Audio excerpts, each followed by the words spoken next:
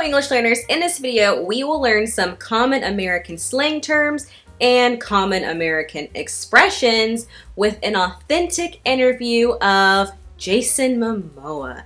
Jason Momoa has been in many different films such as Dune, Aquaman, Conan the Barbarian, and TV shows like See and Game of Thrones. Here we will listen to an interview of him by comedian Anthony Anderson and break down the English and the expressions used in the interview. If this is something that interests you, keep watching.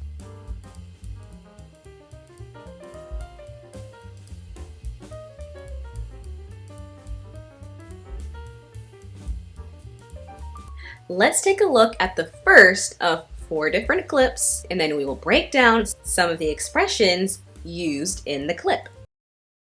Now, you know our guest tonight as both Aquaman and the Dothraki warlord Khal Drogo. Next, he plays the most menacing of them all, a family man on a rampage in his newest movie, Sweet Girl. It premieres August 20th on Netflix. Say hello to my friend, Jason Mamoa. Jason, I'm a bit confused. Where are you and why aren't you here? I'm double vaccinated. I am in Canada. I'm in Toronto. I'm just finishing my TV show. I've been up here for about a year. I will say this not only because I'm interviewing you right now. One of my favorite television shows on TV right now. See.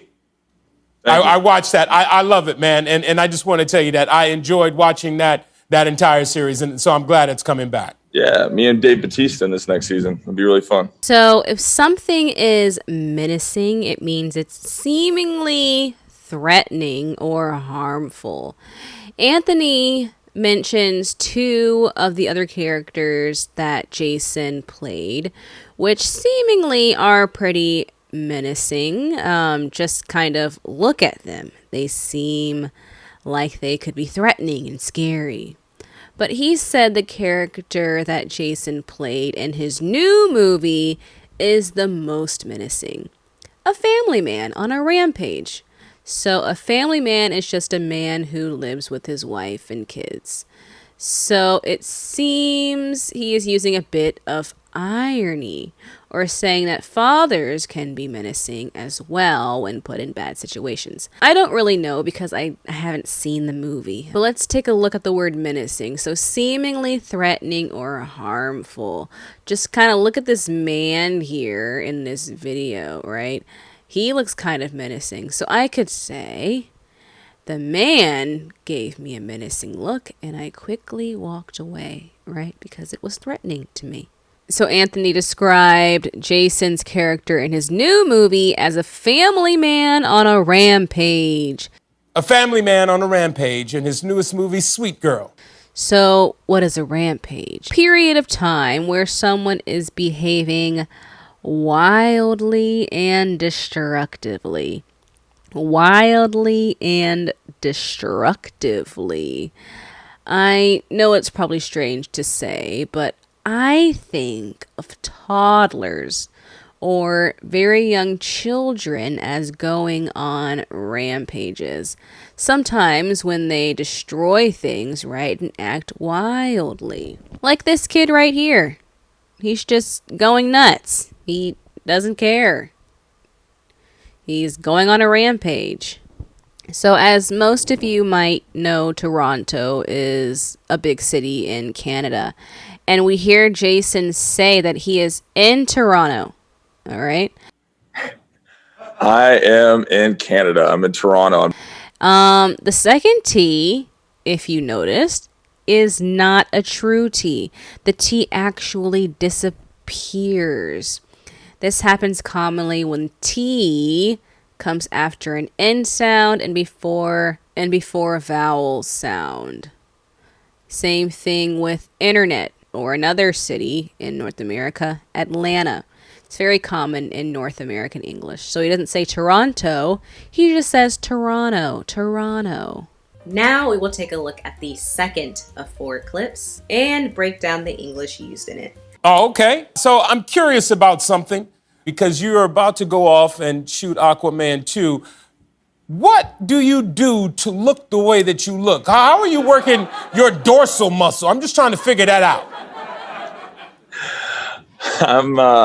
I'm trying to, buddy. I do so much fighting. I haven't been doing a lot of. I've been trying to finish the show, so I haven't had a chance to work out as much as I should. And I'm flying out pretty soon. I'll pull it together. All right, I asked because I just recently joined this fitness challenge myself, the Big Willie Challenge, and I've been working my ass off. And I hear you don't. Thank you, brother. I hear you don't even go to the gym. No, I don't. I'm not a fan of. I like doing rock climbing and surfing, and there's no surf up here, so I just I do when the time's right. But it's just been I've been fighting so much and working hard. So, but I'll get it together. To shoot means to film something, to record something with a camera. So he is an actor, Jason, and actors are shot in films. You can also shoot photos, hence this noun, a photo shoot. Maybe you've heard of a photo shoot. It's an occasion where a photographer shoots photos of usually a person professionally. Anthony says, I'm just trying to figure that out. I'm just trying to figure that out. I'm just trying. So trying is a fast shortened form of trying to. So we say trying. I'm trying to figure that out. I'm trying to see that movie. I've been trying to find time to make more video lessons. So Jason says, I'm trying to, buddy. Trying to, buddy. Buddy. Buddy is just an informal term that we use to call our friends.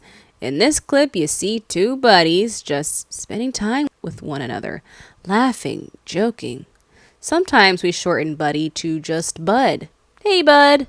Jason says, and I'm flying out pretty soon. And I'm flying out pretty soon. Flying out is the phrase we're looking at.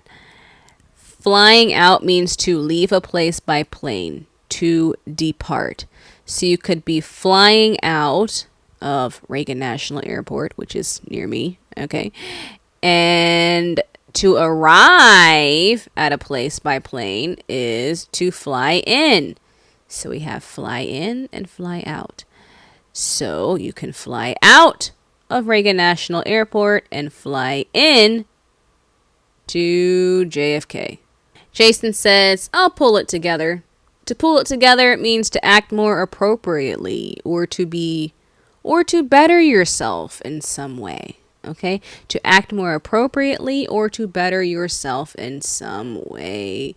So he says he hasn't been working out or exercising regularly, but he will pull it together. So he means that he will start being better. He will start exercising more.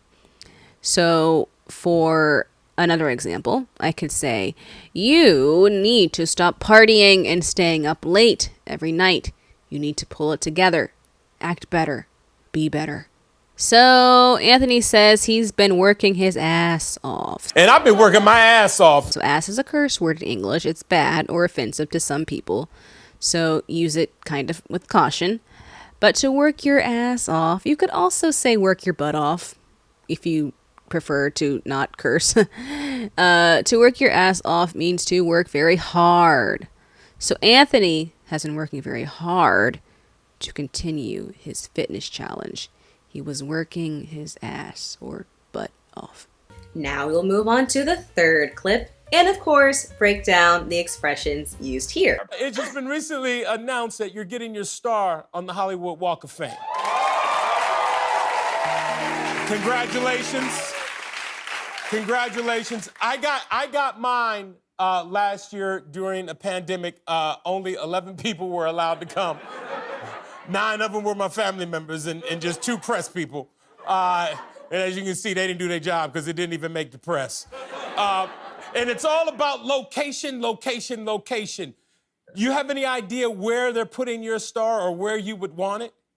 I don't. I mean, I'd love to be next to Slash, maybe. That'd be pretty rad. I'm just happy to be the first Hawaiian, I think, in history, first Kanaka Maoli to be on that. Oh, congratulations. Yeah. You bring up, you're Hawaiian. You're not originally from Los Angeles.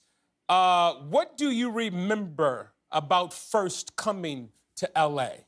I got some pretty crazy stories first coming to LA. A bunch of them I can't talk about, Big Daddy, but this one I can.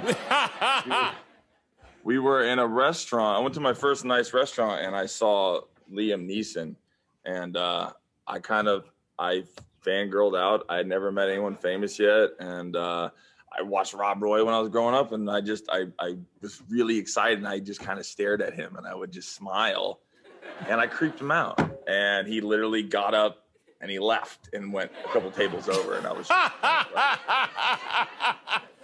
And the other time I was on Melrose. I was checking out Melrose, and I was walking up and down the street, and sure enough, I look in a window, me and my buddy, and we see Al Pacino, and I just stopped dead in my tracks, and I just spent the last half hour just walking back and front of the window to the point where he's looking at us, and Al Pacino just flips us off. I felt really silly, but I get starstruck really easy. Rad is short for radical. I mean, I'd love to be next to Slash, maybe. That'd be pretty rad.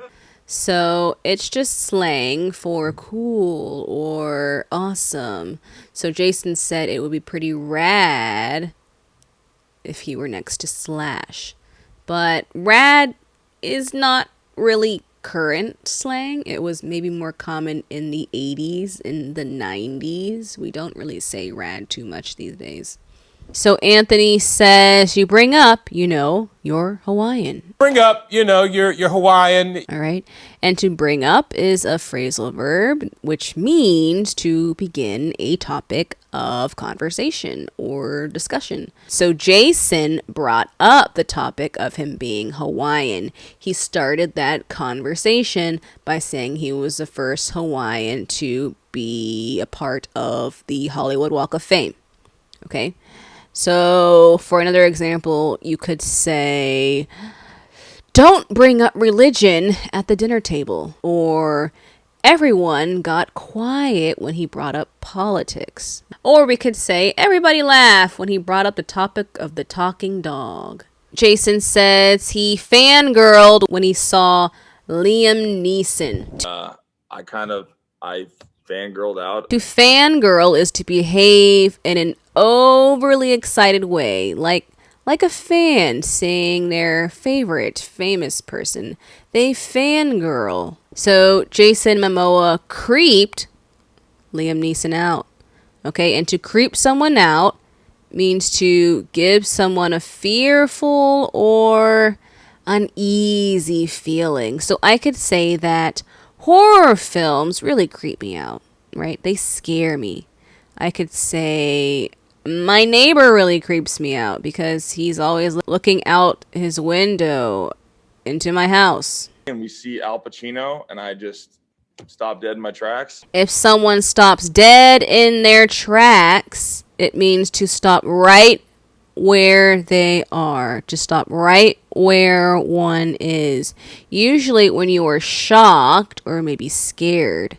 So I could say, I saw the mean dog running towards me and I stopped dead in my tracks out of fear. Okay, so Jason stopped dead in his tracks when he saw Al Pacino. He was shocked. He was in awe. Al Pacino flipped Jason off. This just means that he showed Jason the back of his middle finger, right? Most of us know that that gesture is offensive. So we could say Al Pacino flipped Jason off. Jason says he is starstruck. Real easy. I felt really silly, but I get starstruck really easy. To be starstruck means to show admiration or interest in famous entertainers. It's easy for Jason to show his admiration and awe for entertainers or movie stars. Also, I want to point out that many people would consider the phrase real easy, which Jason said, grammatically incorrect, because we are taught that we should use adverbs to describe adjectives. Real is not an adverb, it is an adjective. According to the rules of grammatical correctness, really would be the proper term. But in English, we sometimes tend to not follow these rules all the time, especially in spoken English, which is why you'll hear many native speakers like Jason say phrases like real easy, real quick, real nice, instead of really.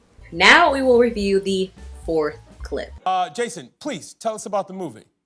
It's just a project that is very dear to me because my best friend directed it. We produced it, shot in Pittsburgh, and it's all about family and heart. And if something was done wrong to your family, and deals with the pharmaceutical companies. And I never get to play too many contemporary characters.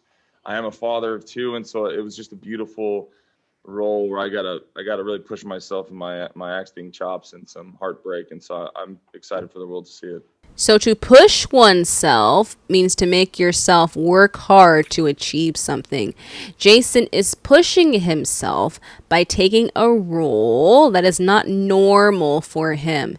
It is a contemporary role. He is working hard to act in a way he is not used to. He's pushing himself. For another example, let's say you are running a marathon. You usually don't get much exercise or run much, for that matter. So you have to push yourself to train in running more often and increase your strength. So Jason was pushing himself and his acting chops. Chops are skills and abilities in a profession or a specific activity. So if you are a chef, you might try making different cuisines to improve your cooking or baking chops. Or if you are a musician, you might strive to improve your piano playing or trumpet playing chops. So this is how we use this word. I want you to answer these questions. If you are unable to answer the questions, you probably just need to go back and watch the video.